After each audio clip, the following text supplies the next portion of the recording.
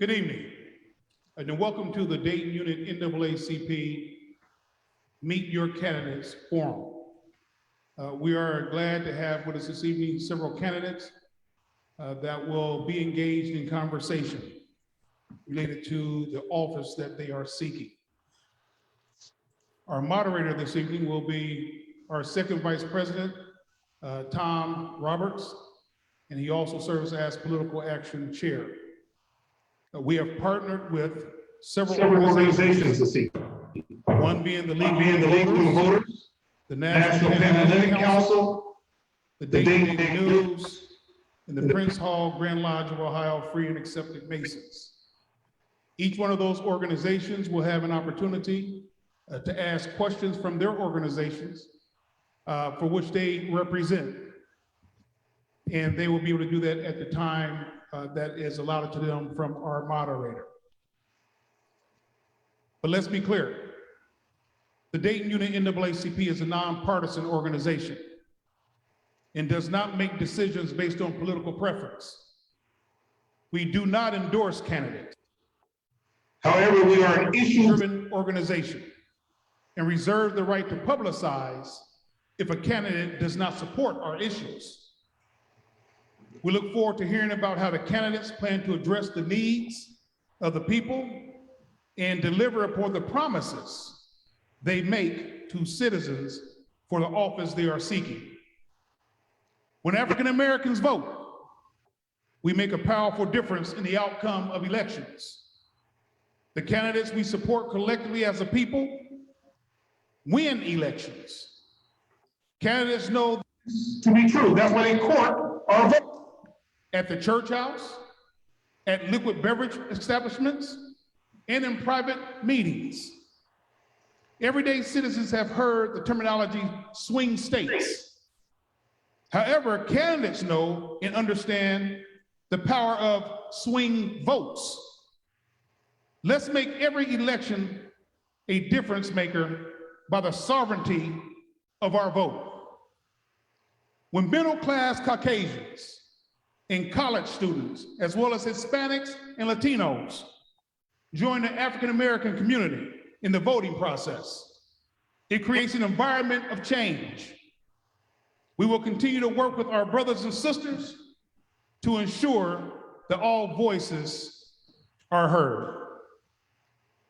At this time, I want to call up our second Vice President, Political Action Chair, former State Senator, the Honorable Tom Roberts. Thank you, Mr. President.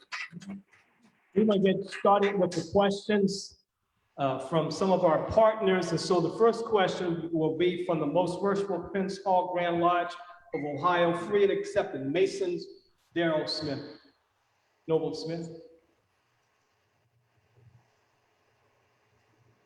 Thank you for the opportunity to Dr. Ford, the President of the NAACP. My question to the panel regards taxes and failing schools. Minority communities do not have tax-generated assets such as malls and stores, all of which build the city infrastructure and pay for schools. What is your plan to bring those resources and revenue back to the minority communities to build them up and stop the bleeding in our failing Dayton public school system? Be mindful, this is foundational principle of gentrification. That could also apply to townships as well. Let me give you some rules, ladies. Where are the cards? Really, thank you. You will have 2 minutes. You'll be given a 30-second warning. Then red means stop, okay? And if that doesn't happen, we'll have a hook come out and pull you. Let's go with the trustees first. The question applies both to townships and to the city of Dayton. Go ahead and answer the question. Thank you very much. That is a good question. Jefferson Township surely needs some help in the school system. And I am a township trustee, and I really don't know how to be involved in helping the school system itself. I've gone to some school meetings, township board meetings, a few of them in the past, and there is help needed, but it is a different levy system, and our tax dollars don't affect the schools, so I'm not really sure how to answer that question. You said that the town trustees the townships do have an effect on the school system. I would like to understand how it does in our township. Like we do in leadership. Somebody can teach me how. Let me try. And yes, we'll give him back his 2 minutes. There is a relationship between what happens at City Hall and Township Hall and what goes on in our schools. There has to be a working relationship. And that's the gist of the question. The working relationship between government and our schools. So many of our schools are failing. There has to be leadership in the township and in City Hall to make that change. That's just the question. Thank you. Go ahead. Yes. So I appreciate that, and I'm willing to work with the school board and willing to make this work, because without the students, without the foreign education in our township, we're not going to prosper. We've got to have educated to run a better township and to make our township function in a profitable and moving forward position. Thank you very much.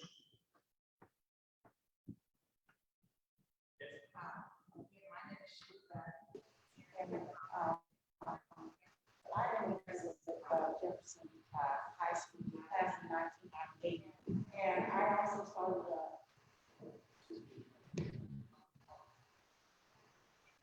I graduated class of 1988, and I loved it.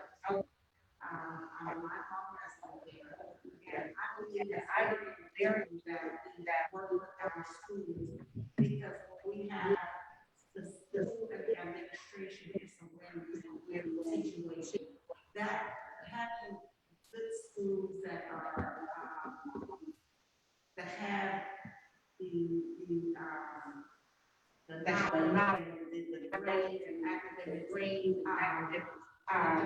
in Jefferson Township will bring families. And I think it's very important to be able to work with build that relationship, because we're all in Jefferson Township. We should be one another. And as the Neighborhood Association of Jefferson Township president, we've already gone out. Was lacking people. Our organization went out. We freely painted the football field and the stadium. And so I and the schools work together so we can do other to make Jefferson a better place. Good evening. I'm Roland Winburn again, Harrison Township trustee. And I appreciate the response that was given in terms of how we can have a relationship with our different school districts. We have two school districts. One is the Dayton Public School at Meadowdale and also Northridge District School. We try to maintain relationships with both of those schools, administration, the board members there, and a lot of the parents and citizens who attend both or live in both of those areas.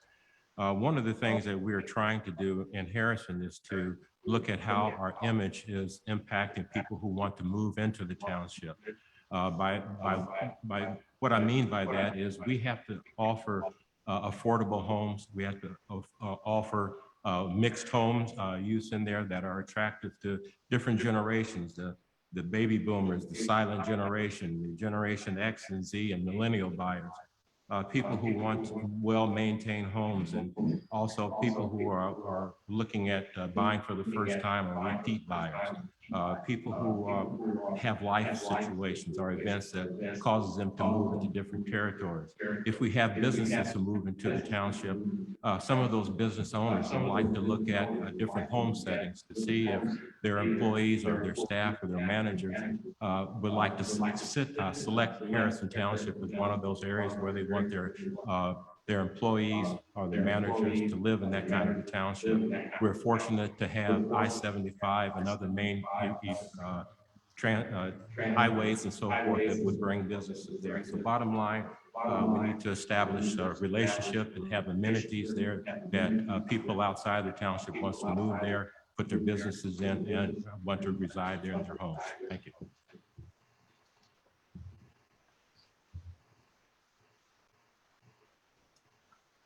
Good evening. I also am in Harrison Township, and we have two school systems. We have Northridge, which is not a part of Dayton Public School System, and then we have Dayton Public Schools on the west side of the township. We also have a large number of charter schools in our township. And as you said, it has to be a partnership. And in order to have that partnership, you have to have trust. And I think that's one of the things that is extremely important. A trust that is created in this relationship. It's absolutely right. Our property taxes are the only way that a township gets revenue. But having the amenities, whether it's shopping or grocery stores or whatever, those are things that bring people into the community. As I look at the Northridge school system, which I am more familiar with, I look at 4 generations of families that have come from Appalachia, and I look at the challenges that they have faced in teaching their children. And you become aware that parents who are out working 2 or 3 jobs may not be able to go to school conferences because it doesn't work if they're going to be out in the workforce. That you have to take those things into consideration.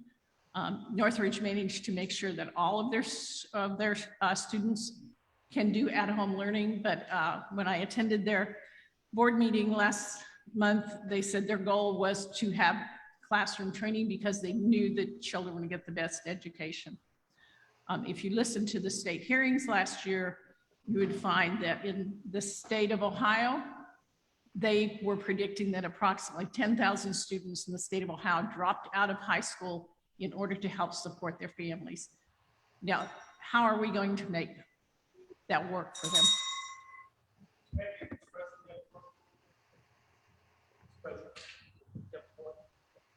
Yes, we're going to have, well, I've already asked her, but we're going to ask the speech interpreters that when someone's speaking, if you can go to the person, provide the person speaking, because as they're zeroing in, they want to make sure that people who are viewing on the outside are able to see who's actually speaking.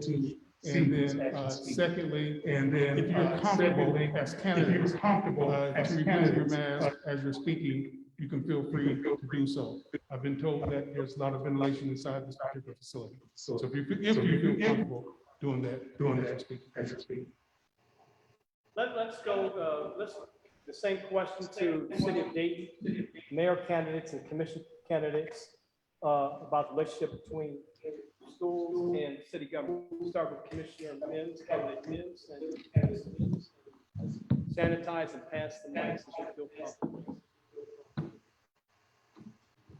Just being used for the first time now. In 1991, I was part of a group called the Equity and Advocacy Coalition that filed suit against the state for unconstitutional funding of the schools. I'm trying to talk quick because there's a lot to say. The United States Constitution, excuse me, the Ohio Constitution states that the state legislature has the responsibility of providing a thorough and efficient system of common schools called public schools. Therefore, based on that, the organization sued the state for unconstitutional underfunding of education. That suit was won in 1993 on 4 points. The fact that we have a system where the rich schools get richer and poor schools get poorer because using property tax as the primary method for funding education is unconstitutional. Secondly, they stated that the money was distributed unfairly because special ed students, urban kids, poor kids, kids who were gifted didn't have a sufficient resource either. Thirdly, they said that the school funding loan fund was unconstitutional because not only did it not provide enough money, but if school districts borrowed money from the loan fund, they had to pay it back next year plus 9% interest. Fourthly, the 4th point was the fact that the school facilities were the worst in the nation besides Washington, D.C. So that point was also made. That's the only point that the state has moved on.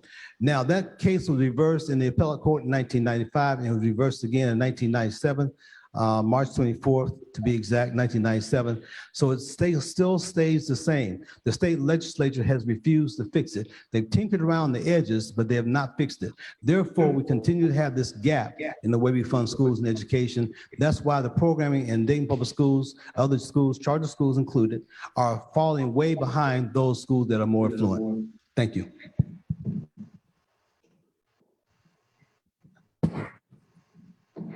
Brenna Spowers, candidate for mayor. The question implies that if we only had more funding, the schools would be better. I don't believe that premise. Dayton receives $21,186 per student.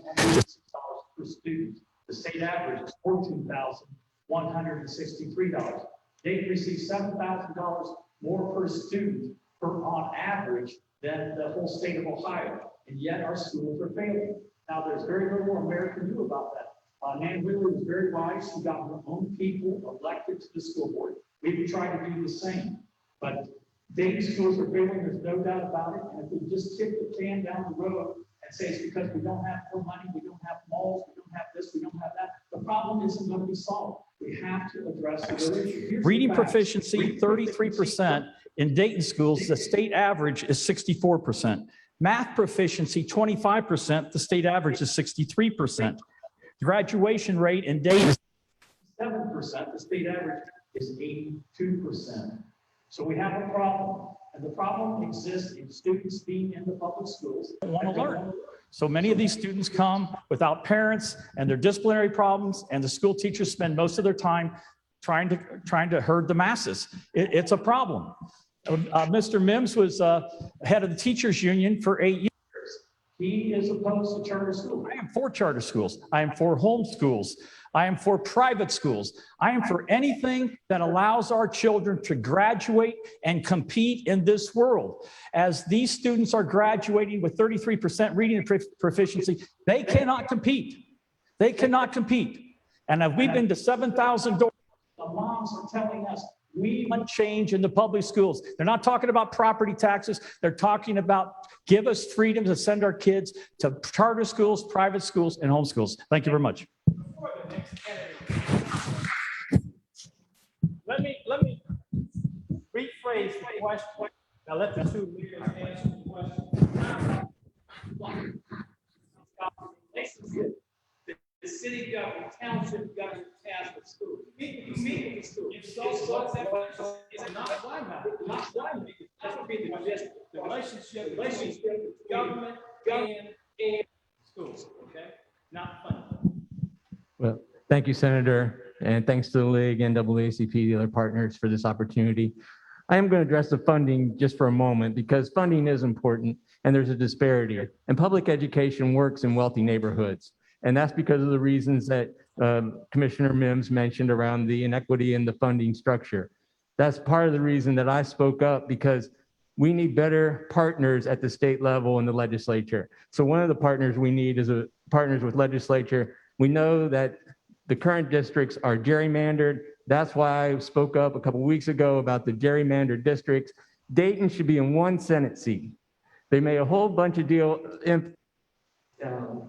noise about that Dayton had to be in 2 House seats, but Dayton can be in 1 Senate seat, and it's not. And we need partners in Columbus to address some of the issues that Commissioner Mims. What the city can do is also help to keep the neighborhoods around schools safe by investing in neighborhoods and strong neighborhood development.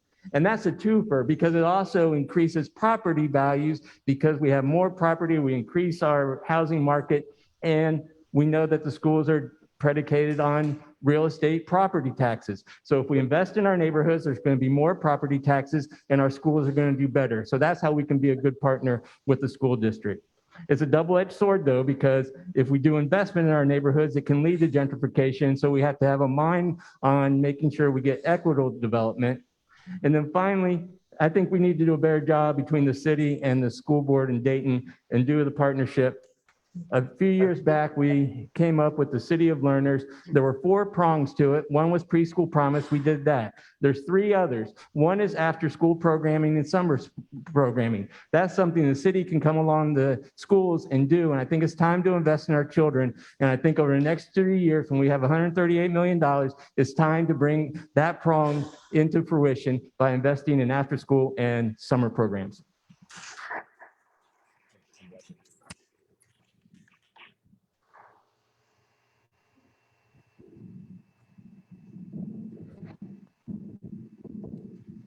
Good evening, everyone. I'm Scott Sliver, candidate for Dayton City Commission.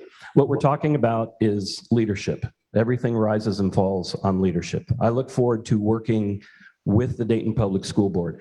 I'm not at all surprised that that was the first question that we were asked. Everywhere we go, doesn't matter what part of town, doesn't matter if there's 3 people in the audience, or if we're knocking on somebody's door, everybody asks about Dayton Public Schools.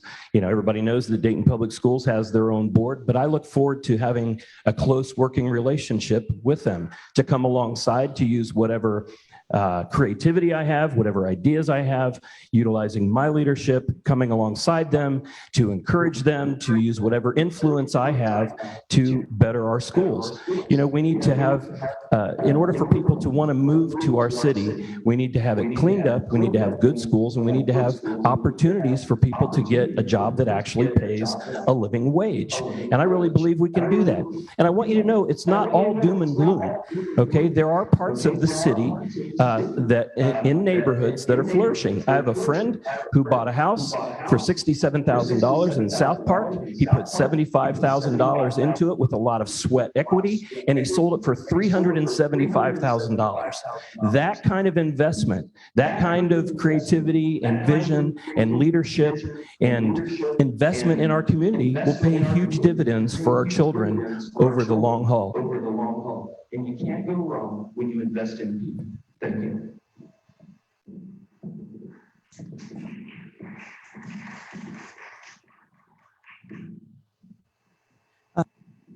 Thank you. Excellent question. You can't ignore the fact that property taxes pay for schools. That's very, very real. And so we have to make sure that when we are looking at the school system and we are looking at school funding, that we are looking at development in neighborhoods. We have to pour into our small businesses. We have to build our neighborhoods from the inside out. That way we own what we build. And that then brings people into communities. When you have people buying houses, they're paying property taxes, that helps your school system. Taking that on into the question of how does the city government work with the school system?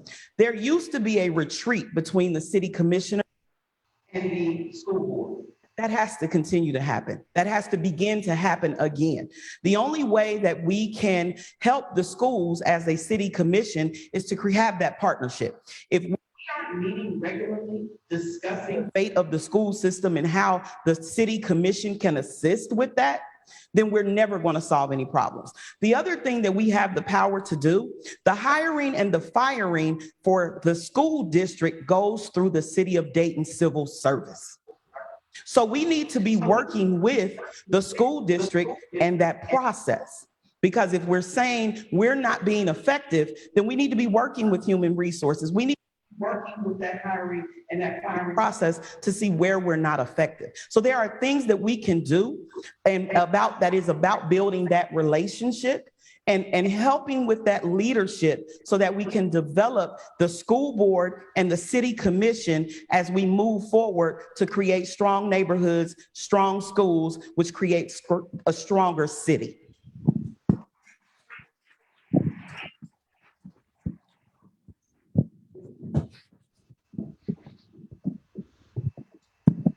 Thank you for that question. So as a graduate at DPS and a mother of 3 that currently attends DPS, I can tell you the first thing that we need to do, we have to make sure that we are investing in our neighborhoods. We have 65 neighborhoods in the city of Dayton, and many of them are suffering. They are suffering with disinvestment. They are suffering because our current leadership and past leadership have made a conscious decision to provide tax abatements, which affects our school districts.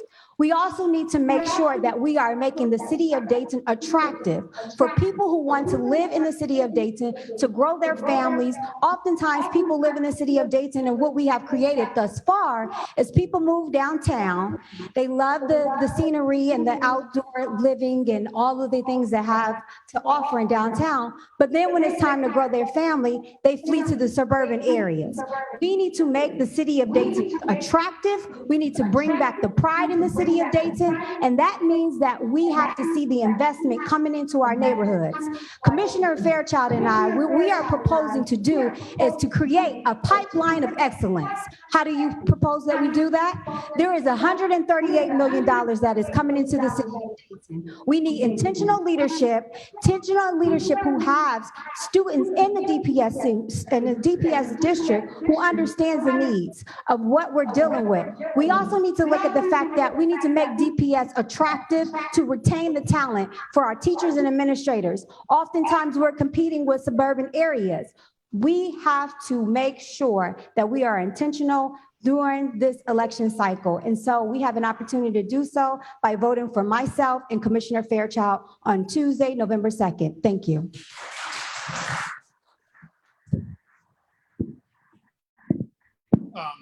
At this time, I would like to bring forth the shepherd of this house, Pastor Don Wilson, who opened up his home for us to be able to have this celebration and celebration of candidates who are seeking elective office. But as he makes his way over, I would also want to recognize a new pastor inside of our community. I see him over here, Pastor Arthur Williams. He's the pastor of People's Community CME Church on Gettysburg. So this is Pastor Williams. Want to recognize him. He's a member of the NAACP here locally, and he's also a member.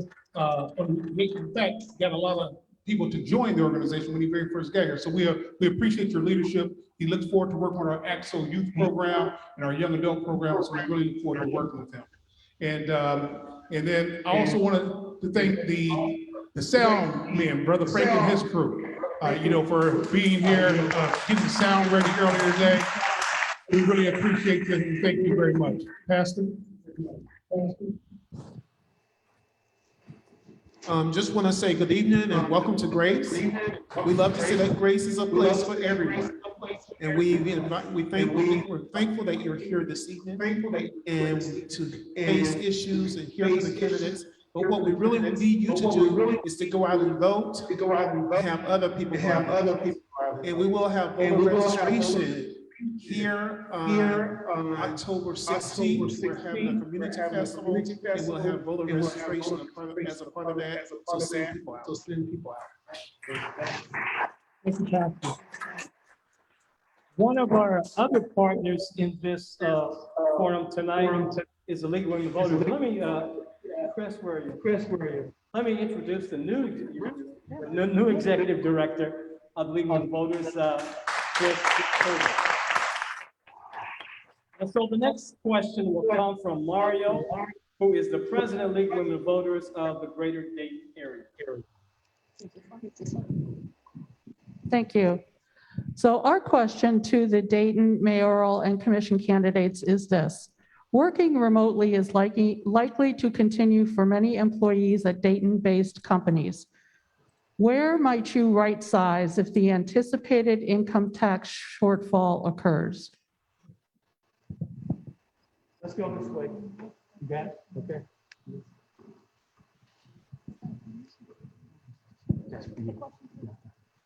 Where might you right size If the anticipated income tax shortfall occurs?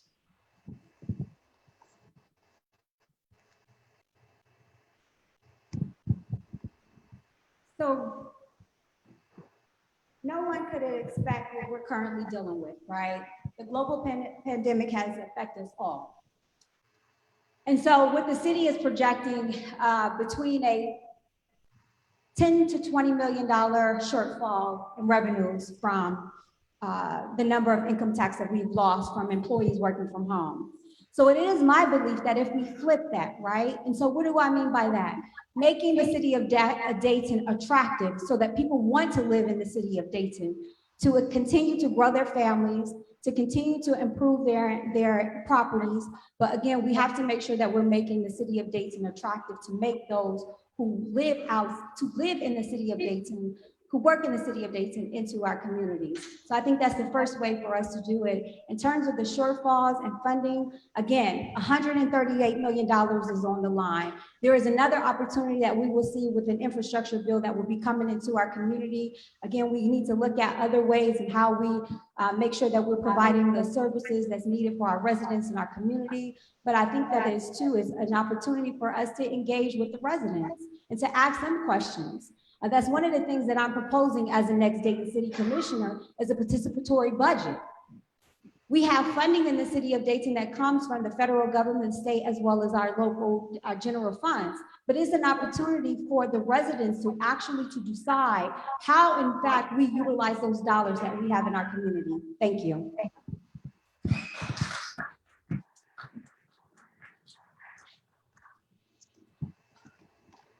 Thank you for that question, Mario. Just so that you know, the state legislator has proposed reducing the budgets of cities because people are working from home. And so that is the shortfall that we speak about here, $10 to $20 million for the city. That is going to happen instantly. It won't be a gradual thing.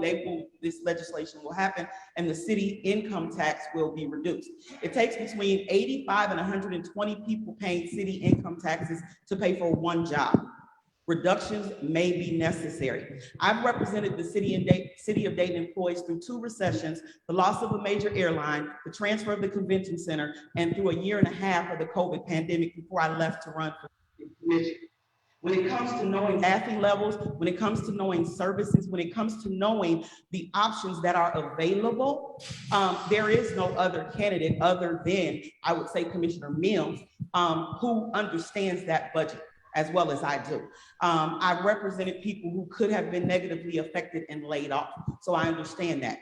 Where we need to look at is we need to make sure that where we provide frontline services, meaning that we are required statutorily by law to pick up your trash, to provide your water, to provide you services, we need to make sure that we are staffing our frontline appropriately. And then we need to look at our mid-management level. We need to look at our administrative level to determine whether or not we are top-heavy. Are we actually a proper pyramid when it comes to servicing you, the citizens? Because that is our first responsibility and our priority. And so I have that background to deal with that budget, to deal with staffing, to deal with service levels, to deal with everything that we need when we're looking at a $10, $20 million shortfall.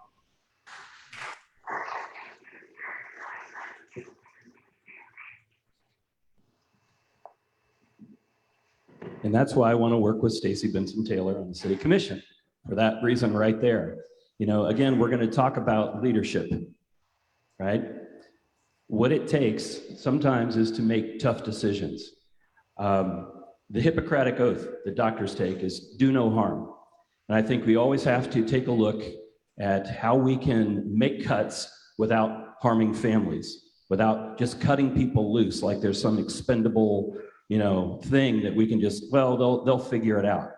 I'm not good with that at all. I think sometimes you have to make tough decisions, but once we get in there and take a look at the budget, see where we might be top heavy, see where cuts are possible. But I'm a hopeful guy. I'm going to believe that, we're going to get through this. I believe that we can inspire businesses to move into our city.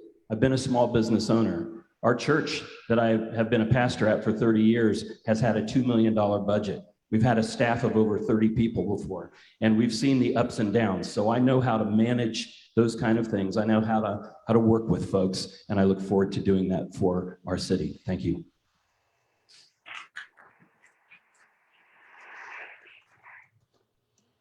I'm not sure I said this earlier. I'm Daryl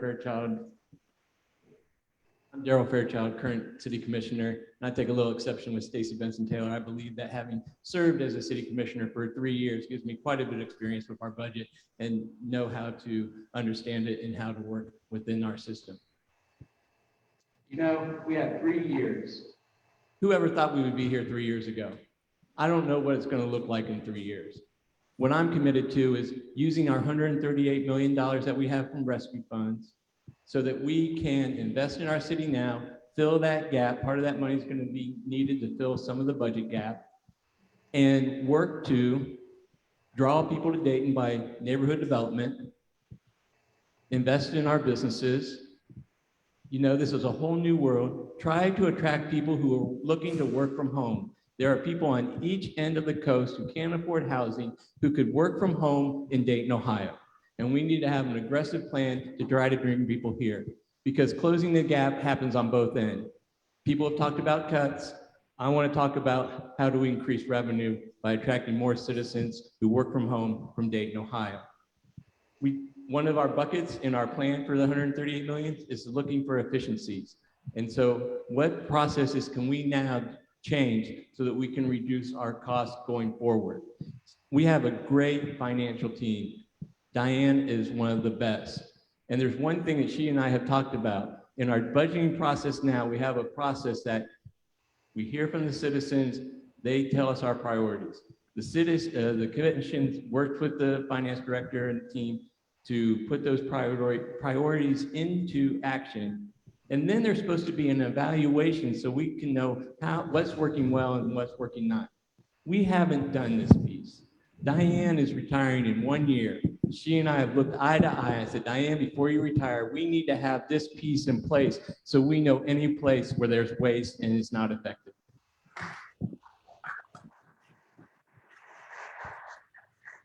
Well, I agree with Commissioner Fairchild. I think we have to attract business. I think there's an old saying, when all is said and done, there's a lot more said than done. I'm not convinced that they'll have a $10 to $20 million shortfall. We'll see what it actually is and we'll deal with it. But as we've knocked on 7,000 doors, I'll tell you what the citizens are saying. They do not want police and fire cut. Now, those are two big expenditure items. Public safety is very expensive, but it's very necessary. You'll never attract business if you're considered to be an unsafe city. Right now, Dayton is number 5 in homicides per capita. St. Louis, Baltimore, Birmingham, Detroit, Dayton. 5 in homicides per capita. That's not going to attract business. And you talk about defunding the police, you talk about cutting the police. Big mistake.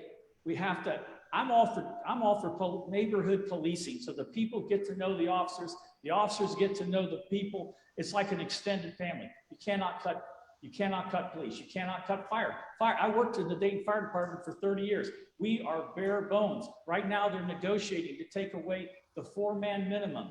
Everything we do in fire is based upon a 4-man minimum on every apparatus. National standards, NFPA, and all the rest say 2 in, 2 out.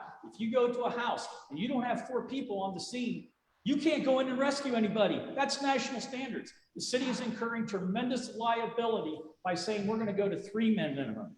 It's a big mistake. It incurs all kinds of liability. If you don't go into a house to save somebody's life because of 3-man staffing, huge mistake. So I agree with Daryl. We have to grow the economy. And you do that by having a safe community that offers nice amenities like parks and things like that. So what did we do? We cut out all the golf courses. We cut out all the parks. Big mistake. Make this an attractive city.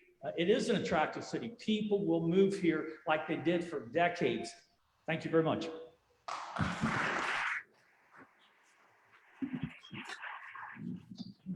And now you understand why I want Stacy Benson and Scott Sliver on my team.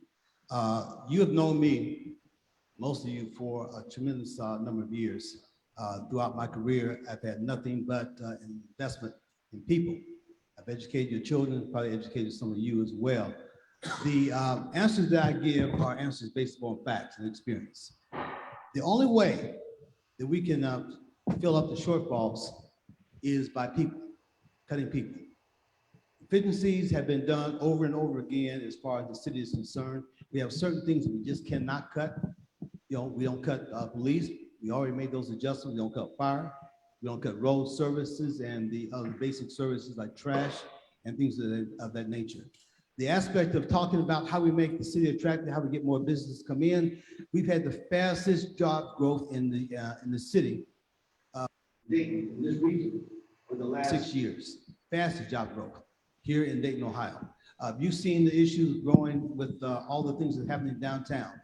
30 years ago, the big hole in the center of Dayton called the arcade, and things have happened with that. All the investments that we're bringing in from outside of Dayton.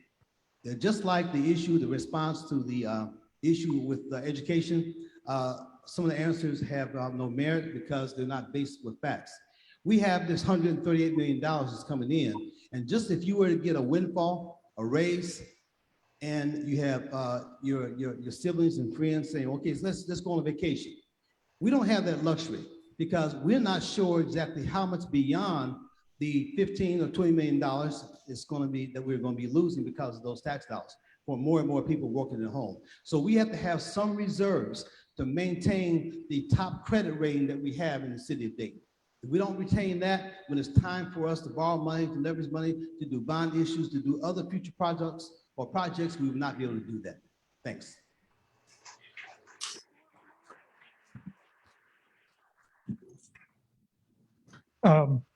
As our political action chair is making his way to introduce our next speaker, I just want to be clear about something because I don't know where this came from. There was a statement made that said that we're talking about defunding police. The Dayton unit NAACP, I just want to be clear because I don't know where that came from.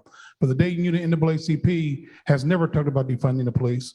And we are an organization that supports law enforcement. My father was a police officer, and so I support law enforcement as just an everyday citizen. So I don't know where that came from. Just wanted to make certain that that was clear. Sir. Thank you, Mr. President. Our third partner this evening, we have four.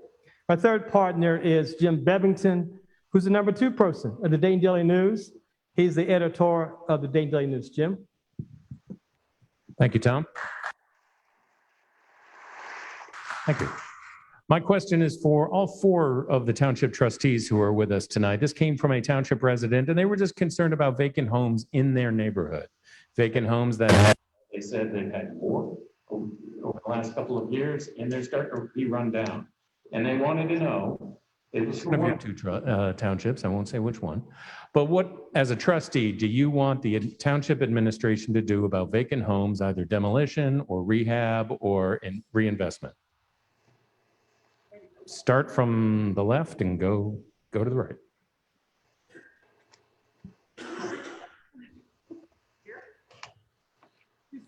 I'm sorry, my left. I apologize. Thank you.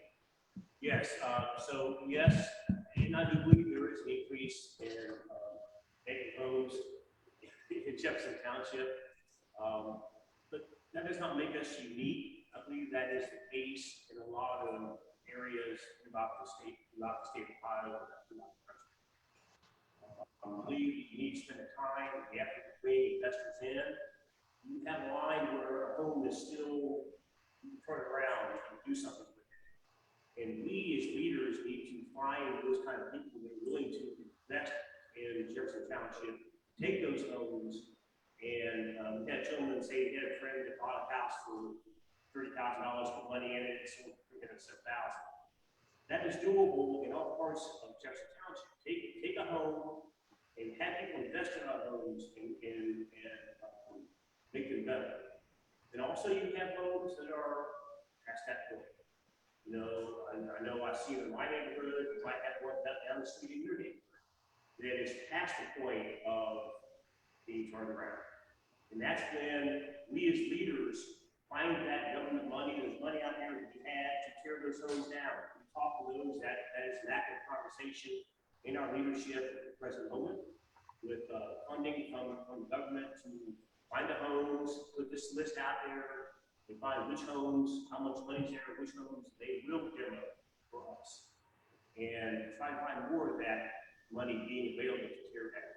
So you've got to do that, get rid of the ones that are shot, and the ones that are usable and reviable, turn around, get them turned around, sell them, and turn the township around, and make those homes livable, better for people, neighbors, and the people in the township.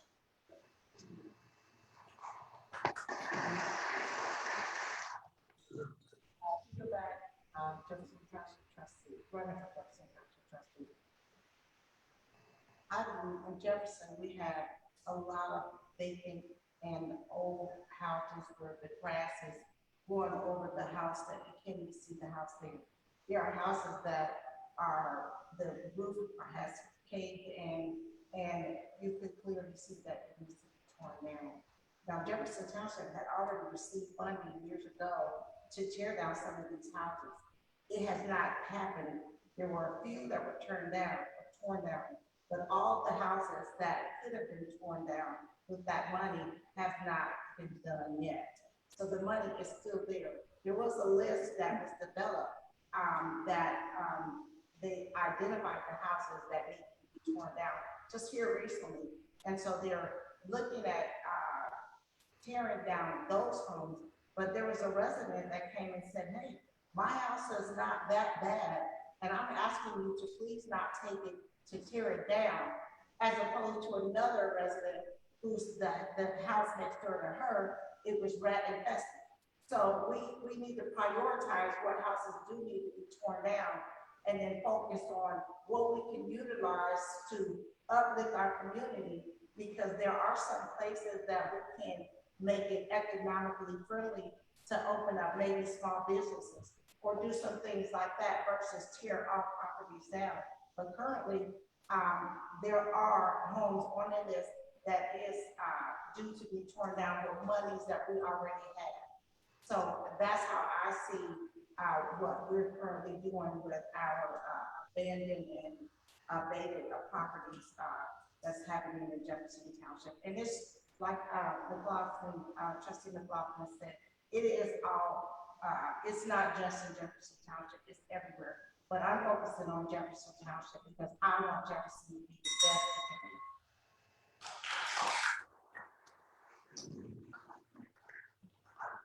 Roland Winburn again from Harrison Township.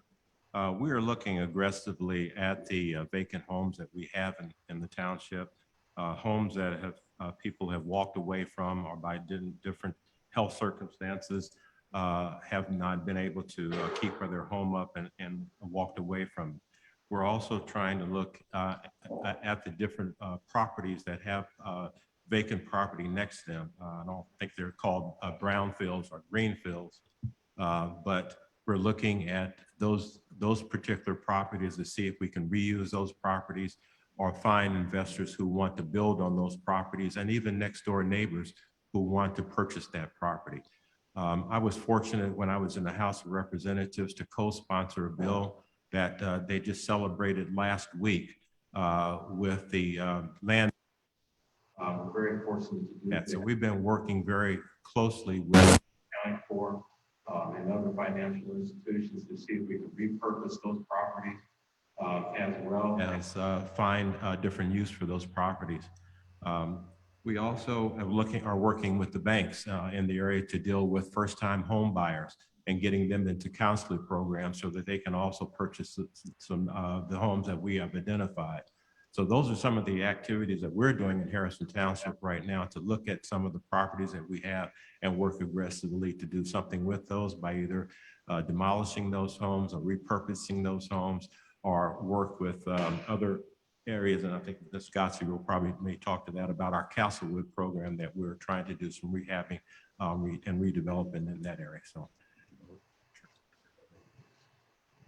Thank you. My name is Georgianne Godsey, and I'm Harrison Township trustee. Approximately 10 years ago, the Montgomery County Land Bank came into Harrison Township to work specifically in the Fort McKinley area. They identified homes that could be rehabbed, homes that needed to be torn down. They worked with youth builds to actually build homes, and also to see that people were creditworthy that could get into these homes. That was due to the housing crisis that occurred. And I think I do currently have a concern that have we done enough to make sure that that does not happen again, as because of the situation that we're in right now with property owners. Will they be able to, will we end up causing another housing crisis like that? But as far as Fort McKinley went, what we found currently is that it is stable, that we are trying to build homes that fit into that neighborhood, that But the builders have told us it costs over $100,000 to build a small home. And builders are not going to invest that much money. They're not going to get $100,000 for a home. So how do we make that equitable? Do we say to developers, if you're going to develop over here in the South and do something very, very expensive, do we require them to do something in the North or within the city of Dayton and invest a percentage of that money back in our community? The tornado followed that.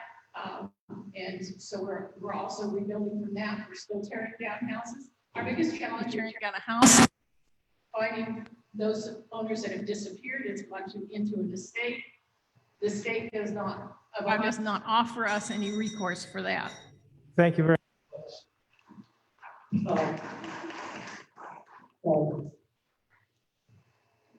We have cards.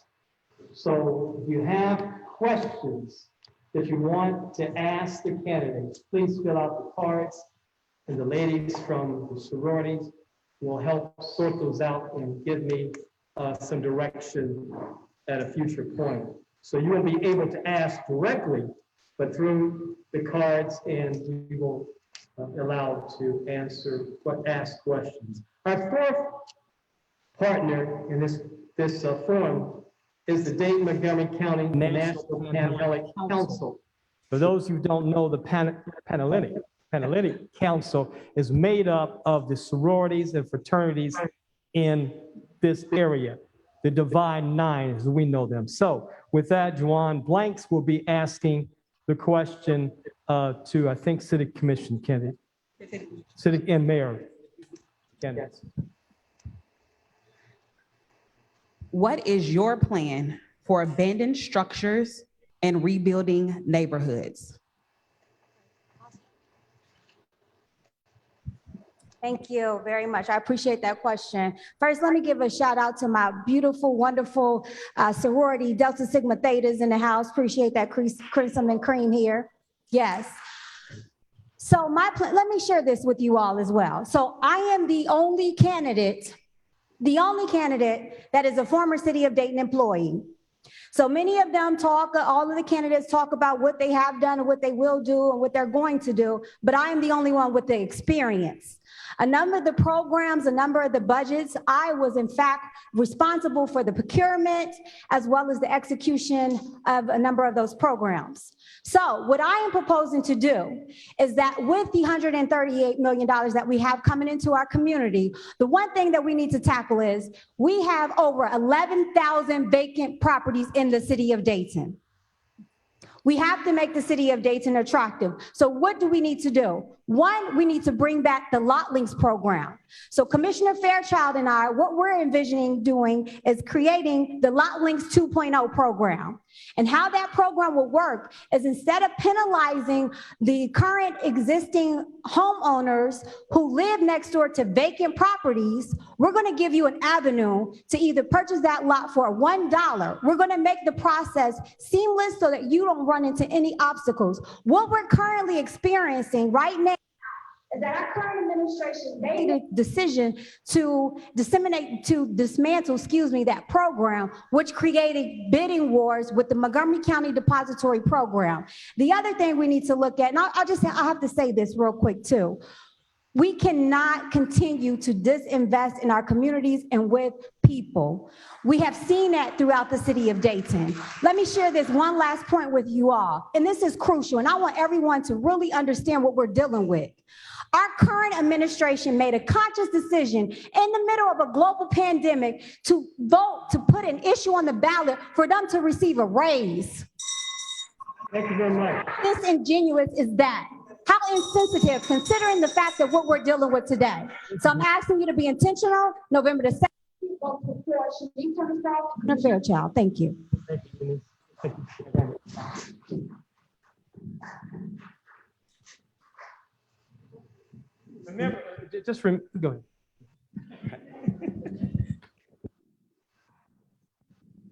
Thank you. Also a member of NPHC, my sorority sister. Thank you for that question, Alpha Kappa Alpha Sorority Incorporated. And I want to be clear about a couple things. The first thing we have to do is understand what is going on with the vacant properties. Yes, there are a number of vacant properties, but the city we cannot demolish vacant properties. There is a legal process. Imagine going next door to your neighbor's house and just tearing it down. Or imagine your neighbor going to your house and just tearing it down. Somebody's going to get sued in that process. And so while there are a lot of visionaries about what we just need to be doing, we have to be honest with you, the citizens. I cannot stand up here and just tell you don't go around tearing down houses, because there's a process in place. Whether or not that process is flawed is something that we absolutely have to look at. The city of Dayton did not eliminate the lot links program. The county the county treasurer, Russ Joseph, eliminated the lot links program. It was a program that was a connection between the city of Dayton and Montgomery County. I stated I was the union rep for the employees at the city. I was also the union rep for the employees at the county. And one of the things that I have done and been able to do is I have been able to build relationships. Yelling, hollering, being angry at people does not build relationships. Building relationships is what it takes for us to come up with another program to work with the county that will allow citizens access to these vacant properties. Then we have to look at our housing department. When I left AFSCME, there were 2 housing inspectors. That was March. They've started hiring. And so now we can move back into that process of inspecting and clearly determining what needs to be demolished. But we cannot stand up here and just tell you that, and we should not, because that is the problem with accountability. Accountability is not me just saying something because it sounds good. Accountability is me telling you what I think I can do, and then following up with you and making sure that we have a process for that. Hi, again, I'm Scott Sliver, candidate for Dayton City Commission. I'm going to come at this from just a little bit different angle, because we all drive up and down the streets of Dayton and we see the homes that are blighted, okay? That's a given. I've been on the Landmarks Commission for the past 5 years, and you might have seen in the paper just last week that we had a case come before us in Wright Dunbar. It was a building that the Wright brothers had their bicycle shop in just for 1 year. In the late 1890s. Okay. Okay, we all love the Wright brothers. That wasn't why I decided to vote against. The city wanted to demolish this building, okay? The city has owned it for 20 years. They wanted to tear it down. But here's the thing, Preservation Dayton came before us, and they did a presentation. And what they said was they had 2 developers that were interested in this particular property. The city's only plan was to raise the building and to put grass down. So we had a presentation, there were 2 developers, and here's the thing, because the Wright brothers had their shop in there for 1 year, it's a historic property in a historic district, right? What that means, you go, well, so what? Well, even if we only save the front of the building, just the front facade that has Gem City ice cream on it, okay? If we save that, developers can catch this, 45% tax credits from the state and federal level to redevelop that building into something useful and amazing in that neighborhood. So that's the kind of thing that I like to be involved in, not just going around. I know there are homes there. When I bought my home at 2nd and Euclid, there was a home across the street that was burnt out. I was glad to see it go. We all want that.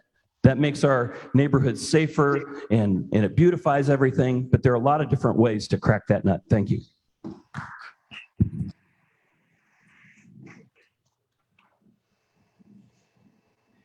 Daryl Fairchild.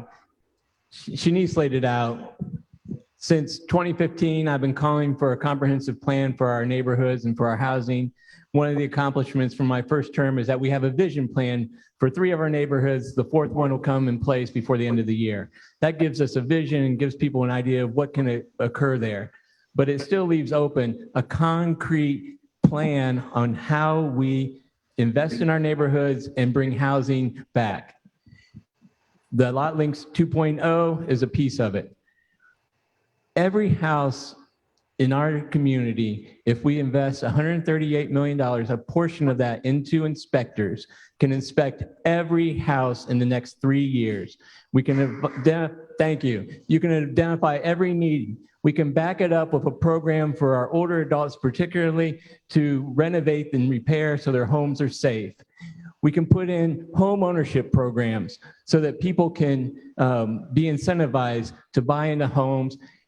And I would look at a program that Kansas City has where they identify the top 10, 12 homes that can be renovated, and they turn them over to small contractors. And so there are contractors, small individual contractors who can't do the big programs, but they could do one or two with a program like that. And so we need a comprehensive plan. That's why I'm running with Shanice Turner-Sloss. We need people who are going to keep pushing for housing. And I called for it in 15, 16, 17, 19. I'm calling for it now. And we have a process to do it. We put our minds to police reform. And we invested time and people and dollars into that program, and we have 142 recommendations, and now it is on us to implement those. We could do that same process for neighborhood development. Stand up 5 groups, put a commissioner and the mayor in charge of one of them, bring in 20 people, hire a person to staff it, and make serious neighborhood development.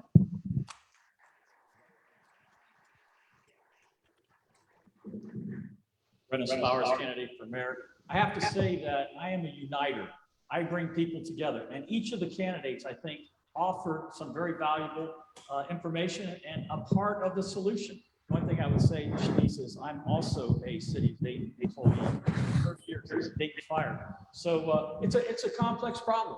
And Stacy was addressing that. There is a legal process. We're already talking with state legislatures. We think legislators. We believe that a law needs to be changed for absentee landlords that live in New York and California and bought these houses as a tax shield, and they haven't been in Dayton for 30 years, and there's trees growing up. The only way you can tell that there's a house there is that the vegetation around it is in the shape of a house. It absolutely depresses the entire neighborhood. And if you live in that neighborhood, you can't sell your house. You might try giving it away, but you're not going to sell it. And the number, as we've knocked on 7,000 doors, this is number one. The people want these abandoned houses gone. They attract vermin, they attract drug users, they attract trafficking, and then they attract the coroner who comes and takes the dead body out as the children are watching. It is a horrible blight upon our community. The city commission, I give them credit. They've invested a lot of money downtown. Downtown looks great, but they have forgotten the neighborhoods. The neighborhoods are forgotten. And as people, we knock on these doors, they tell us they don't trust the current members of the city commission. Talk, talk, talk. The streets don't get fixed, the houses don't get torn down, etc. Dayton Fire Department, you go to a fire, you can't kick the can down the road, you can't blame shift. It's your responsibility. Figure it out, get it done. I am the candidate who will get it done because I love the people in this city and my heart is breaking for their plight in their neighborhoods.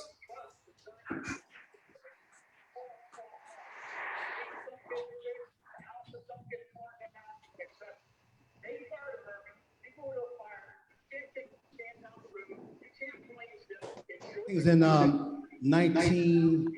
going back too far, 2015, about a century. We passed the first tax increase in 34 years for the city of Dayton called Issue 9. Some folks up here voted against it. Issue 9 fixed all the roads in Dayton in process. So all work that you see out here on sale, what you see all over the city is work done because of that tax increase. Preschool education, you're talking about working with schools. We did that because of Issue 9. The work in terms of tearing down vacant homes, those that we can control and identify who owns those, is because of Issue 9. Many of the homes that are still there because we can't identify an owner, or because those locations were either by the owners, either uninsured or underinsured. And so when something happened that they couldn't repair, either fire or something of that nature, then they moved away and they left those vacant lots there, or those vacant homes there. The other issue that we have to deal with when we start looking at, and I think you really think that question, thank you for that question, is answers from some people seem to be the same. It's the same answer. No matter what the question is, it's the same answer. We got to have more answers than that in terms of how we address these issues. And we got to have more truthful answers when it comes to that. I'm going to say to you, I've been around for a long time. I can say to you exactly what I think you want to hear. It's not going to work worth a nickel. The issue is, how do we make things happen? How do we lay off people? How do you tell people you don't have a job now? I've done that. I've done that in various positions that I've been at. I've been the union president when we had to lay off 100 teachers, 500 teachers, 600 teachers. It's a sad day for them and their family. Been a part of the administration when we had to lay off people. It is not fun laying off people. There have to be serious answers to these questions. Thank you for your time. Thank you. So now we go to the audience questions, and we generally try to end at 8. I'm asking the president now if we can go beyond that, but I have some specific questions for two of the candidates. For the candidates for Jefferson, several residents have contacted our office, and there's no way for me to sugarcoat it, so I'll just ask it as it was presented. Do you know, to your knowledge, do you know if there's any equipment missing in Jefferson Township? And related to that is, to your knowledge, is there an employee in Jefferson Township that has a felony record? So to your knowledge, do you know either one, if there's equipment missing or if there's an individual who has a criminal record working for Jefferson Township?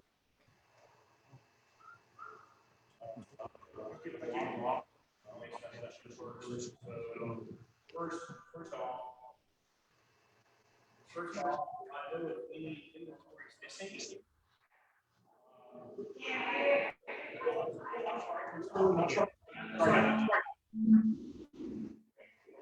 So, the first question, I know if anything is missing. The honest answer to that question is no. Do I know if it's missing? Yes. So we have an inventory system that we supposedly live by in the township. That the department heads and different individuals make lists of the inventory. And it's not made public, it's not brought out. It's not made public about it should be. I feel that we as a township are not as transparent as we need to be. We need to be more open. We're asking questions, this question now. I will answer. When I'm asked a question in the regular meeting, I will answer. I do not really answer questions. I'll give you that second one here in a minute. But I do not personally know if inventory is missing. I've heard stories of things that are missing. I've seen things being purchased. We only own those. Why buy that? And why wasn't when you buy something that we need to change our methods and our policies, and if something's purchased at work, you don't buy anything on the POs in front of a purchase. That needs to happen in Jefferson Township, big time. Thank you. The second question is, do I know if somebody in the township works there with a felony? Yes, I do. But I'm not going to get myself in trouble. There's public records. If you want to look something up, look it up. I'm not going to say any names or get myself in all kinds of trouble. But ask me a question, I will answer. I believe you being transparent with Jefferson Township. Thank you.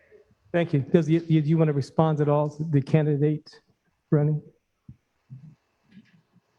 My name is Sheila Back, and I'm running for Jefferson Township trustee. So currently, I am not in the administration, and I cannot speak on what's there and what is not there. But there is, like Trustee McLaughlin stated, there is someone that is in our township that has a felony and was hired And the administration was aware of that. So the answer to that is yes. There's somebody who will fulfill and the hiring process and how that took place. I can explain that because again, I'm running as a candidate and there are 4 of us that's running for this place. And trust me, while when I am here today, the other 2 are not. So I can't really do other than that. Thank you very much. And just so you all know, NAACP is nonpartisan, and we do believe in second chance. So we've been strong supporters of second chance, okay? Having said that, they'll have a sort of a political question, and it's directed to candidate Bowers. And let me just read the statement. Are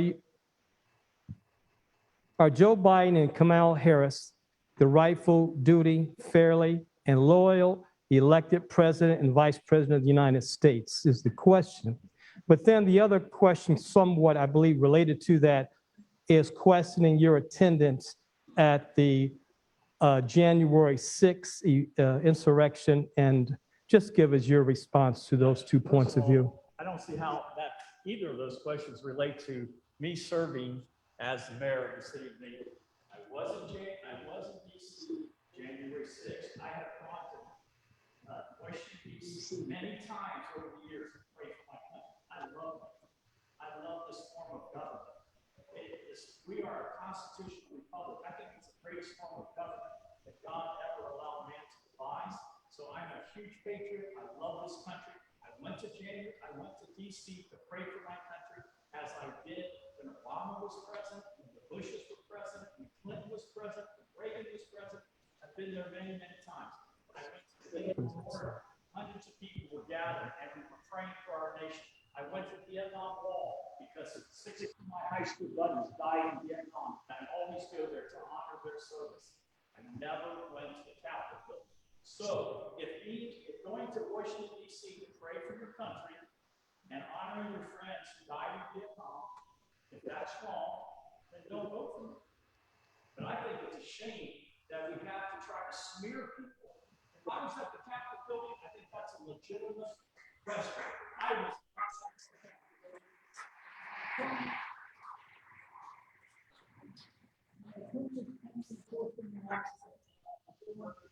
thing to try to make that insinuation. I wasn't there.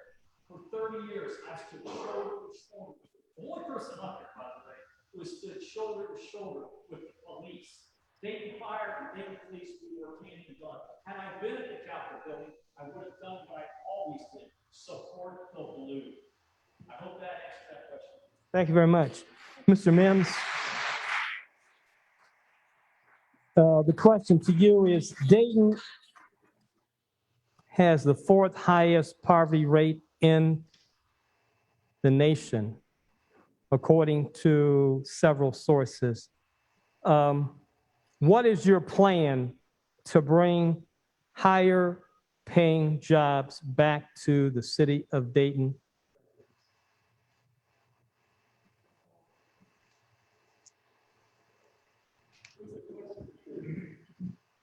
You had a question again? Oh, I'm sorry, Commissioner Mims. Commissioner, do you need the question again? So let me find the right one. Dayton is the 4th highest poverty rate in the nation, according to sources. Then the question is, what is your plan to bring high-paying jobs back to the city residents? Okay, first of all, that source is not totally correct, but it's not that much to debate over. So it is higher than it should be. The issue is that we've lost too many jobs because of a lot of the problems that we have as far as the state of Ohio is concerned. When we had the foreclosure crisis started in 2006 because of change in the bankruptcy laws that required the individuals to give up their home and give up their car if they filed bankruptcy, which was not previously the case prior to that, because we couldn't have a foreclosure crisis if the bankruptcy laws were the way that they were prior to that time. The other thing, at the same time, we were #1 in the nation in job loss. Ohio was #1. Ohio was also number 49th in job creation. Also, what we've done in Ohio, because of testing across the nation, is that we reduced the engineering type programs, the programs in terms of industrial arts, as programs that allow young people to learn how to have other skills in addition to going to college. So what we have done a lot of you know that I work with the Men of Color in the city of Dayton. I started that along with the initiative from President Obama in 2014 to be exact. And so we work with a lot of those young people, take them on field trips, take them to different places, to the airport, let them see different type of jobs that are done all over the area so that they will understand, have these skills. Additionally, what we've done by working with the school system, and there's no one that works as closely with them as me, being a former school person with my children who graduated from there. What we also done with them is work with them to do more apprenticeship programs so that young people can come out of those schools or out of those schools getting a $30,000, $40,000, $50,000 job without having college debt. Additionally, what we've done, we work with them to increase the vocational technical school programs that they have in those schools as well. The other thing that we've done real quickly, I think I have more time, is that we have done an increase in our HRC department in getting more local and minority contractors in, and also to make sure that the jobs that we get in, people are paying prevailing wage so those individuals are able to be successful. Thank you. Thank you. Let's do a lightning rod. A lightning round, not a lightning rod, okay? And it's a yes or no question. Yes or no question for all the candidates. A yes or no question. Do you support the mandatory mask? Mandatory mask. I don't know if Jefferson or Harrison's taken the issue up, but of course, City of Dayton has. Yes or no? And let's start. It is a yes or no question. Yes, you do, or no, you don't. Let's start here. Commissioner Kennedy. Thank you. To make sure that we're providing those resources available to make sure that we have those avenues available to our residents. You're going to make up some more rules, aren't you? Thank you. Okay, thanks. Yes or no? Yes or no, yes, I support the amendment. Yes or no? Thank you. Yes.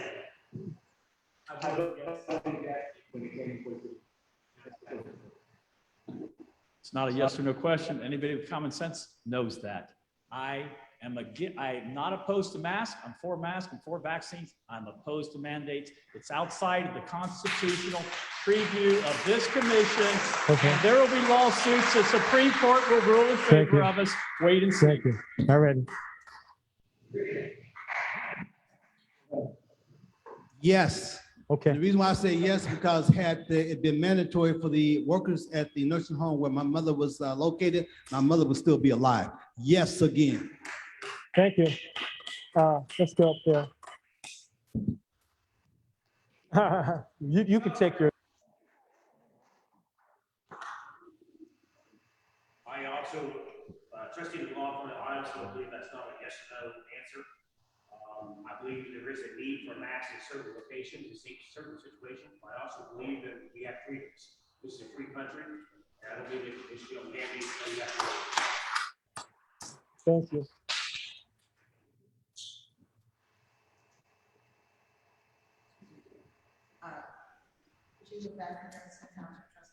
Yes, I do. And I also believe that there are certain conditions where people should not be mandated to wear masks for health reasons and those kind of things. Kids are the last way to go to school. So, and just to know that all the people that passed away. Okay. Thank you. Thank you.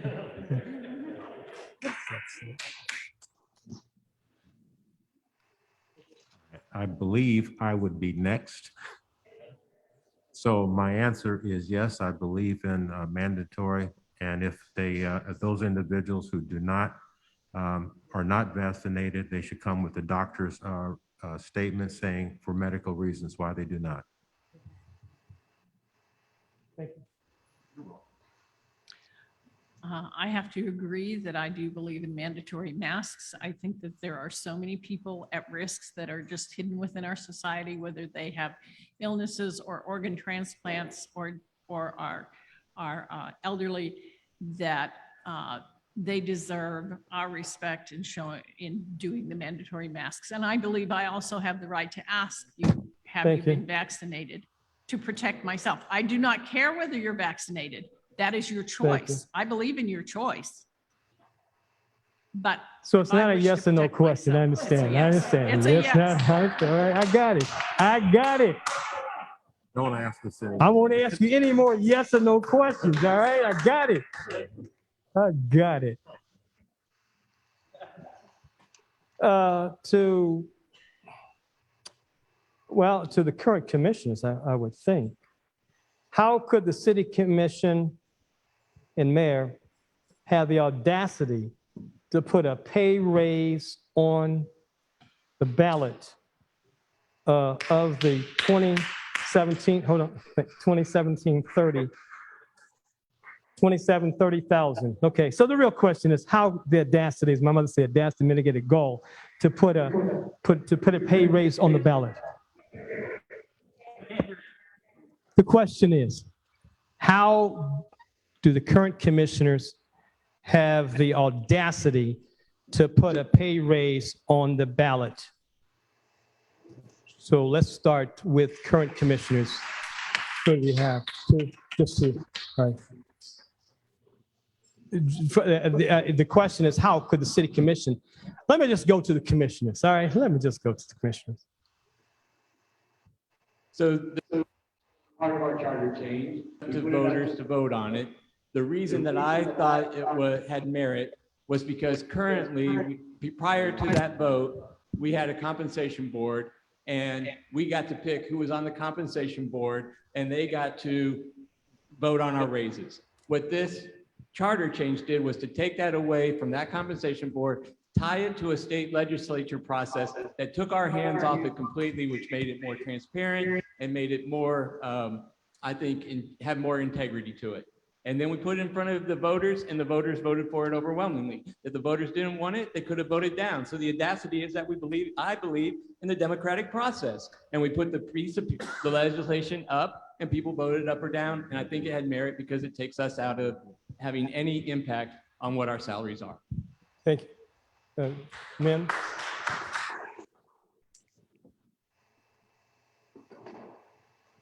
I agree totally with Commissioner Fairchild. Yeah, we all get the same information. Sometimes we have different answers, but that information is exactly correct. We felt to tie that to what the county commissioners are getting, a portion of what the county commissioners are getting, because it's not up to what they're getting. But it also opens it up for transparency. Everyone knows what the situation is. A lot of cities are trying to do that. More cities already have in place. So that's why I looked at that. All the things that we do, probably 95% of the things that we do in the city of Dayton are associated with best practices from across the nation. We look at what other cities are doing that's working, and we do research on that, and then we bring it back and put it before our people. One of the things that we're doing right now, we are leading as far as the issue dealing with the whole issue with the housing piece and all the plans in the communities. We have some 8 different communities throughout this whole community that has plans on how to take care of their community. So many of you have been involved in those. So we've had those meetings by Zoom and otherwise over the last several months. All right, thank you. Thank you, Commissioner. The question now is, what is the future of the Ombudsman's office? The agency helps all people in the Miami Valley. Is that a city? City, okay. So it's the city Ombudsman's office. So let's ask the commissioners and if the candidates want to give their thoughts on it as well. But I'm sorry, Commissioner Mims. Let's start with Commissioner Fairchild, then Mims. So the city manager has notified the Ombudsman office that we are planning not to fund the $50,000 contribution that we do. And there's a belief that the Ombudsman office services can be done by the mediation center. I'm not sure we made the case well yet, and we won't vote on the budget for next year until March of 2022. And I think we need to continue to look at that process. I know that there's a desire to try to bring other communities along to help fund that, so we're not responsible for that full $50,000, and I think that has merit in it to work with the Ombudsman. But I think the city needs to continue to invest in the Ombudsman because it is an independent organization that serves our most vulnerable people. And I had a glimpse of what that was like when I first broke my back and I was on Social Security and SSDI. I called a worker at Social Security every day for 30 days and got a message that said, I will return your call in 24 hours. I was fortunate that when she called back, I was sitting by my phone and was able to answer, because if I hadn't, there would have been a message and another 30 days. When I went to buy a house, because of decisions that Social Security had made, they had put a lien for all of the benefits that they had given me, because someone determined that I wasn't eligible for them, because they had determined it in Denver, and then I moved back here. I had to call Tony's Hall's office to help them so I could get a loan for my house to rectify it, because I had banged on the door at Social Security for too many days. Too many of our vulnerable citizens face that day in and day out, and the ombudsman is a key piece in giving them a leg up to deal with those issues.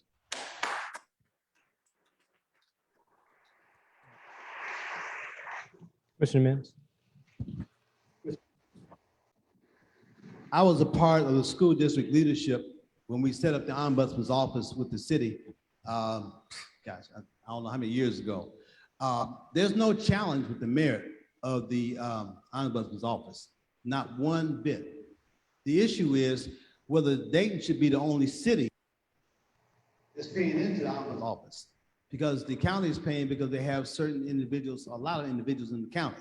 So there are a lot of individuals throughout this whole region that are involved in the process in terms of getting services. It's ironic that just today we're meeting with some of the leadership as far as the city is concerned to be more strategic, if you will, in terms of how we can help them find additional dollars. We suggested to them 8 years ago that Dayton should not be the only city that's paying. They did nothing to find another source of income to address that issue. So it's come before us. And the reason why we gave notice this time, because we're paying this year. We're giving that $50,000 this year. It's not up until next year. The reason why we did that is give them time to work with us, to work with others, to try to find additional resources to make sure that they stay whole with regards to the services that they're providing. Additionally, as Commissioner Fairchild mentioned, we have several other departments within the city that have some of these skills and talents to be able to address a lot of these issues, and a lot of them have done so over a period of time. So again, we're making sure to the best of our ability that those citizens who have challenges are not going to go without those services being met. Thank you. Thank you. Let me try, okay, sure.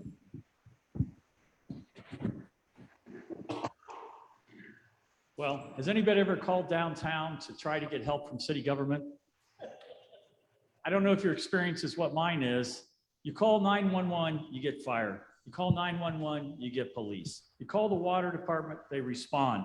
You call garbage, they respond. You call downtown to have a question and you get transferred 3 or 4 times. And eventually, it's almost like Social Security experience that Daryl experienced. The ombudsman has been a tremendous blessing to this city for hurting people. It makes no sense to me because other people are taking advantage of it, but they're not paying, that we cut the program out to hurt the citizens of Dayton. That makes no sense whatsoever. We need the ombudsman office. They've been a tremendous help to our family. I was a chaplain of the city gospel mission. They were like my right arm when I was doing that work way back. I was a chaplain of the Dayton Dragons baseball team. We utilized them there for 19 seasons. It is one of the things that works in our city. Don't defund it. Just keep it going. You got me whooped. Thank you. Services that the ombudsman provide, absolutely important. Before I went to work for AFSCME, I spent 10 years at the public defender's office. There were many of our clients that needed to use the ombudsman office. The problem is $50,000 is a job with benefits. And so our responsibilities as commissioners is to look holistically at what's happening in the city.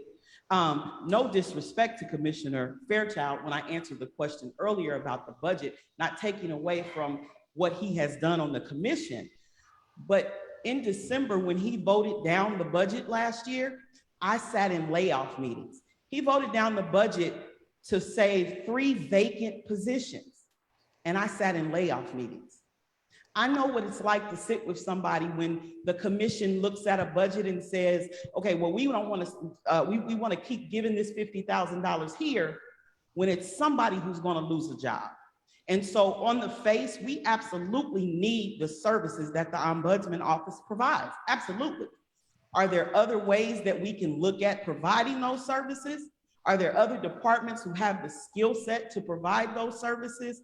That's what we can't just say we absolutely will not do something. Because again, when you're sitting in the room with somebody and they're taking a pay cut or they're being laid off, but somebody didn't think about it on this side, I always say that there's a piece of paper, I mean, there's a person behind every piece of paper that we push, period. And we have to be responsible for that. So $50,000 is a job with benefits. And so when we talk about that dollars and that cents, we need to make sure that we are looking at that and we're not just saying, well, it's only $50,000. To that person who could be laid off, that's everything. Thank you. I'd like to ask 2 questions and then give you a chance to summarize. So after candidate has an answer to respond, go ahead. Thank you. I just want to say this real quick. So we have the opportunity. The Ombudsman's office is a crucial office that we need to continue to fund because of its independence. It keeps us transparent about what we see going on in our city government. The other part is we have to make it a priority. We have not made the people in this community a priority. How we do so, there's a means and a way for us to fund the Ombudsman office. I'm gonna tell you how.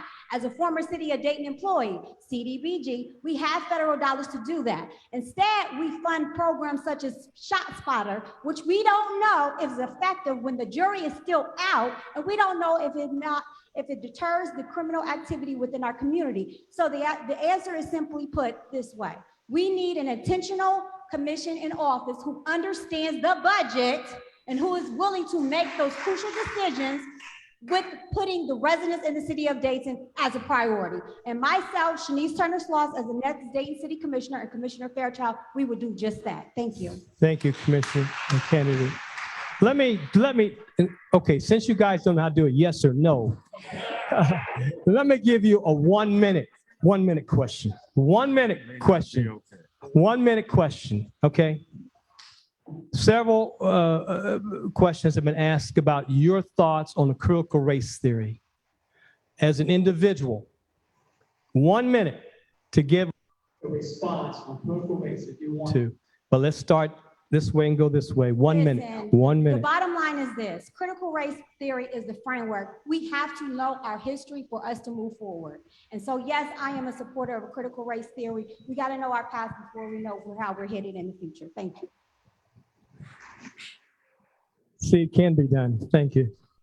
So as a graduate of the University of Dayton School of Law, what I know is that critical race theory itself is a theory taught in law schools only that should stay there for that discussion.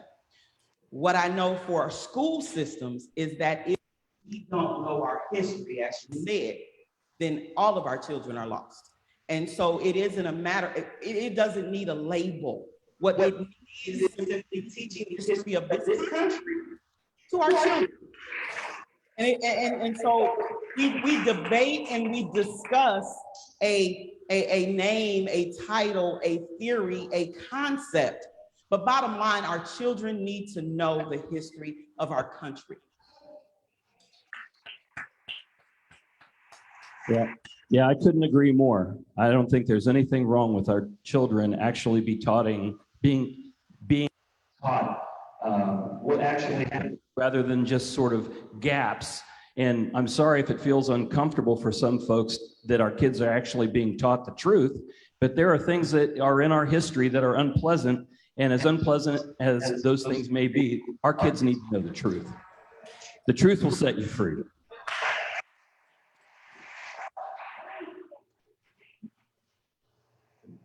I would say that critical race theory is a distraction. This country is in the midst of a serious conversation race, and it's related into every segment about our community and our nation. We see it in Dayton with the redlining exhibit. We know that part of the issues we have in our neighborhood is the legacy of racism that redlined our neighborhoods. The neighborhoods that are doing well, we're not redlined. The neighborhoods that are doing poorly, we're redlined. We need to find a way to have that conversation that helps bring people into the conversation and help us find a way to move forward together where everyone can see at Dayton that they are respected and have a place to raise their family, and that we can do it together and they can be who they are.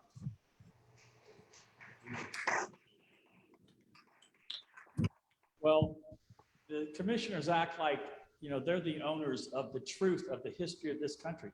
I am all for teaching all the history, but I am against the idea of saying that white people are oppressors and African-American people are victims. I think that divides us, and it's that kind of division is the reason I went to Washington, D.C. to pray.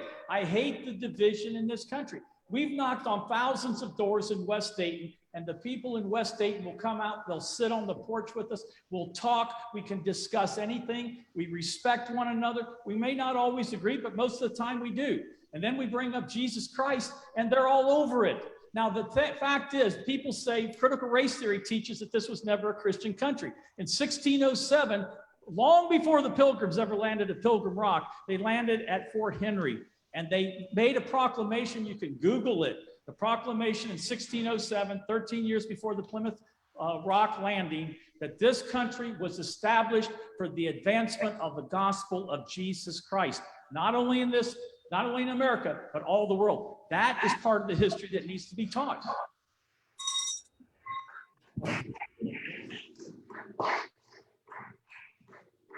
I think some people still suffering from the fact that, or the myth that Columbus discovered America. I think when you go back and you start looking at history, you understand there are a lot of mistruths. And I think, as was mentioned by Stacy, which is why Stacy and Scott are part of my team, is the fact that the issue of teaching the critical race theory is a college level class. That was thrown out by some individuals who wanted to further divide us. Some individuals who were experts at dividing this nation, who were experts at dividing this community. When you look at different individuals, especially look at my background is that of a uniter. I'm the only person in Ohio who has been the president of a teacher union, and then 10 years later be president of the school board. That shows my ability to work with anybody, anywhere, at any time. Thank you. Just take your time. We're gonna go up there. Okay. Yeah, so I believe that when you're trying to educate about what has happened in history, so we need to repeat it. And that all we, that people, young kids of today need to know what happened in history. The idea of what you see and taking this statue down and that statue down and doing this and doing that, I don't agree with it. It's part of our history. Maybe it wasn't correct, maybe it wasn't right. But I think our kids today need to be educated what happened so we do not repeat it. And by foremost, we're going to do all people, and we all believe that this is a beautiful country and God makes us all. I actually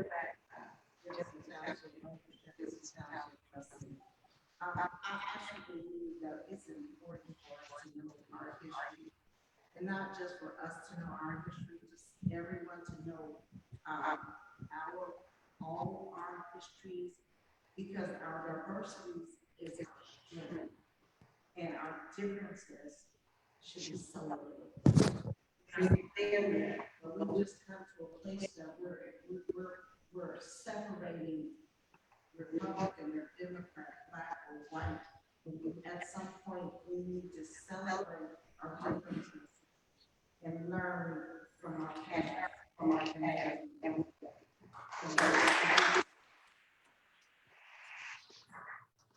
I had a wonderful conversation with my granddaughter last night. about my family's background, our heritage, which was the Oceaniche Samponi Indians from the East Coast, South Carolina, North Carolina, and Virginia area. And they, together with 6 other people who were free individuals, came from that area and settled in an area just north of Indianapolis and south of Kokomo, where my father is from. And this called Roberts Settlement.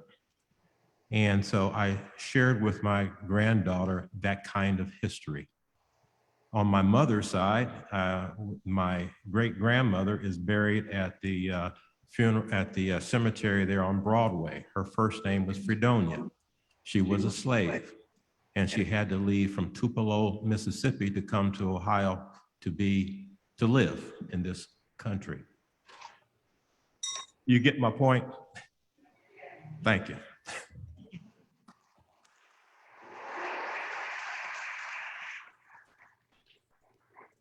I would say that I think we need to know our history and to be more open about that. It has been hidden for too long. I think that there is room on both sides to be very, very cautious as to how we present it to children, that they understand what we're saying. I look at my own family that immigrated from Scotland and from Italy and say my father's family probably would have been indentured servants because they were on the Scottish side, which ended up in prisons that were sent over here as indentured servants. And I look at my other family members that lived here in Dayton, and I say they all lived on the west side because they were poor. And eventually they worked their way out of that. And I think there is a great deal of room in this country for us to move forward and to do a much better job in the past. Thank you very much. Thank you very much. That concludes the forum for this evening. It's 25 after. We've never gone beyond 8:15. And so let me do some thank yous and some howdy do's, I guess. The Most Worshipful Prince Hall Grand Lodge of Ohio, Daryl Smith for being here. The Dayton Montgomery County National Panhandle, Jim Bevington, Dayton Daily News, Mario, the League of Women Voters, and my team has kept me on task. Arnetta Gary, who is our political actor, Get Out the Vote, Willie Terrell, and Renee Shepard. And I want to especially thank our interpreters of the Deaf LLC for doing a special service to our people watching on our website. And I think that's about all, Mr. President. You always get the last word, so I turn it back over to the president of the Dayton NAACP. And thank you all for being here. Appreciate it very much. Oh, this is a place of worship. So I ask for you to take what bottles, whatever you leave, don't want to leave here in the house of worship, okay, Mr. President? Thank you, Second VP and Political Actor Chair Roberts. I want to be clear about the critical race theory before we wrap up. We need to make certain that our children, everybody's children, are taught what exactly happened. Far too long have we suppressed that in our children's memory banks. And so it needs to be taught at every single level. And for us to have, for a bill to try to come up to say, we don't want to teach history, Black history, the true history of this country, is outlandish, it's a shame, and it cannot pass. We need to make sure that we do everything that we can as Americans to understand that we need to educate and make certain our children know the truth. That's the only way that our country is going to heal. If we cannot know, if our children is not knowing the truth, we're not going to ever heal. And at the end of the day, when this nation as this nation continues to brown. That's why this bill is coming up. This nation is continuing to brown, to even the skin complexion across all races. So we need to make certain that anytime that there is any kind of bill that's going to eliminate a person's opportunity to learn the truth, we got to shut it down. We got to shut it down. If I go to public enemy, he says, shut them down. That's what we got to do. So with that, I just want to be able to say thank you to our Second Vice President Roberts for putting on this town hall. And we want to make certain that next month, I believe our topic is on housing. So if there are some housing issues that you have, as we heard during many of the questions, our next forum is going to be about housing. And Chair Lady Smith, can you stand up and just wave your hand? She's our chair of housing. And so she will be moderating the session next month. And we will be back on Zoom next month and broadcasting live through Facebook next month.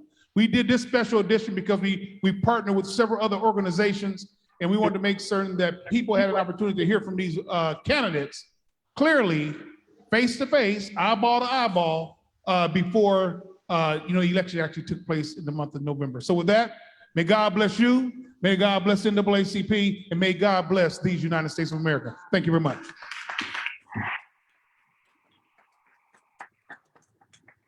Yeah.